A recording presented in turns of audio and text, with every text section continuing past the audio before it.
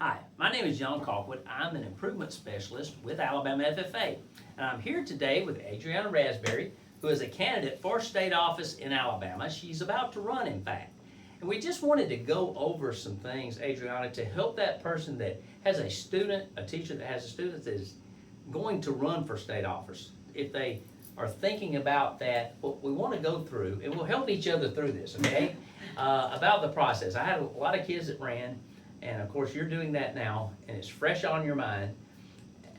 Let's go through that process. Now, what have you done up to this point to prepare yourself for this moment? What are some of the things you've done? Yes, sir. So I am someone who loves to be prepared. So I started as soon as school got in August, and I immediately started getting materials together. I love flashcards, so I made paper flashcards, I got my materials, I got research, and I just started hammering. I did that until about December when I took a break, over winter break, and I got back in January. I did some more prep, but at that point I knew I had to let myself rest a little bit. Okay. So I took that January to rest, Because focus you don't want on. to burn out on it. No, sir. But you know. Yeah, so I took that January to rest. I fulfilled some of my duties as a district officer, and then as February came and I went to mock interviews, I learned what I needed to work on and I went back to hammering. In March, we had our first round at district interviews, and after that, I've really fine-tuned my application. Again, I've worked on the stuff that I believed I needed to. Okay. I've set up mock interviews, I've done countless tests, countless interview questions, all to prepare myself for June. And they're not that hard to find. The No, information's sir. not that difficult. We No. have a lot of it available for the students that are going to be running, and that makes it easier. What about some of the activities that have enabled you to get yourself to this point? Yes, sir. So I started the FFA in conduct of a chapter meeting, and that's really sparked a love for this organization, but also has helped me to be able to form a thought and get that point across. And from there, participating in LDEs such as that contest, as well as parliamentary procedure, creed speaking, and discussion meet, that's all really helped me to fine tune my skills and get me ready for this. But I also believe my opportunity to serve as a district officer for the past 2 years has helped with that as well. Well, I'm sure that's helped, because it enables you to see some of the things that you will be doing at the next level, Yes, as it sir. were. And also the things you've done along the way with the LDEs.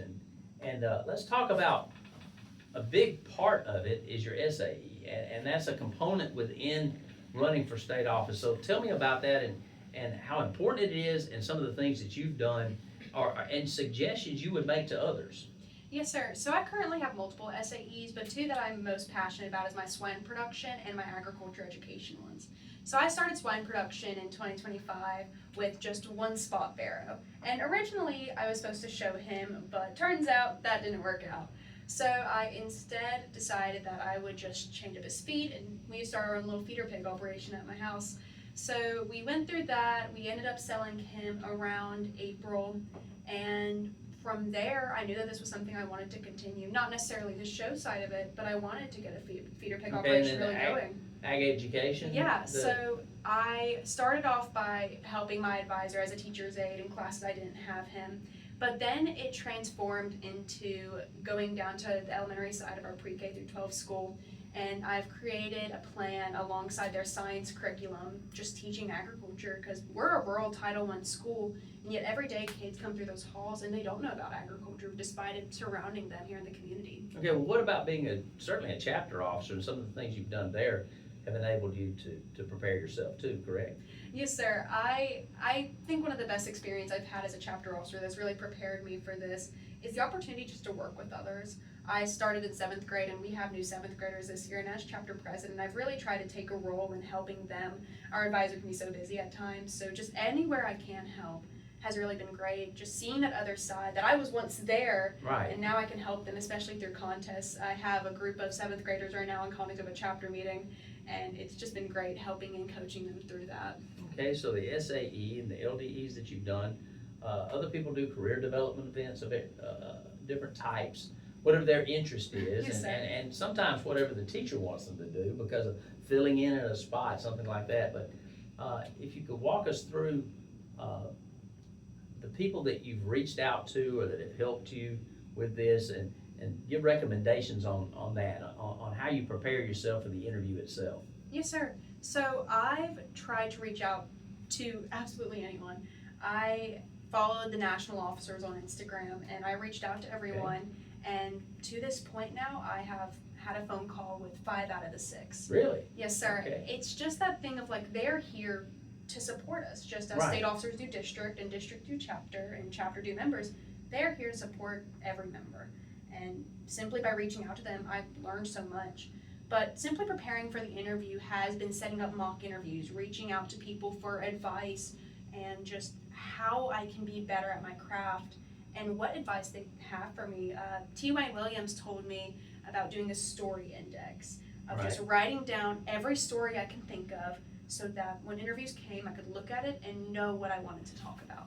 It's all about using those connections. Right, and telling your story, Yes, because sir. you are telling a story essentially as to why you're a viable candidate and should be selected. So, well, we're looking forward to the process, and I hope this helps our teachers in gaining some insight, especially for those that haven't done it before. Yes, sir. That they have a student that's enthusiastic about it. There are a lot of things you can do, and one of the things I would suggest too is utilize the district and state officers we have.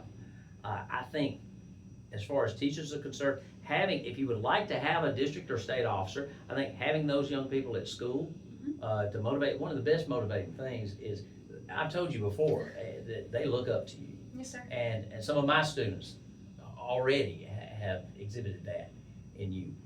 Getting those young people there, that does a world of good. A lot of times more good than the advisor can do, or another adult can do. The students themselves, they see something in you that they can emulate, and as a result, I think it's something that they can help you with the interview process, of course, in preparation, but also in motivation, if that's something a young person wants to do. So, Yes, sir. these are just a few things, the very basic things that I wanted us to look at today. And if you need any additional help, you can get in touch with me on our alabamaffa.org website. On that website, you can contact me by phone or email, or whichever way you want to go. And we do have a staff of young people that are willing to help too. So if you want to reach out to someone, we wish you good luck in the process you. next month and hope it goes well. And we'd love to have more and more young people getting involved in this part of our program, because it really is beneficial to us all. And if you get in touch with me, we'd love to talk to you about it. Thank you.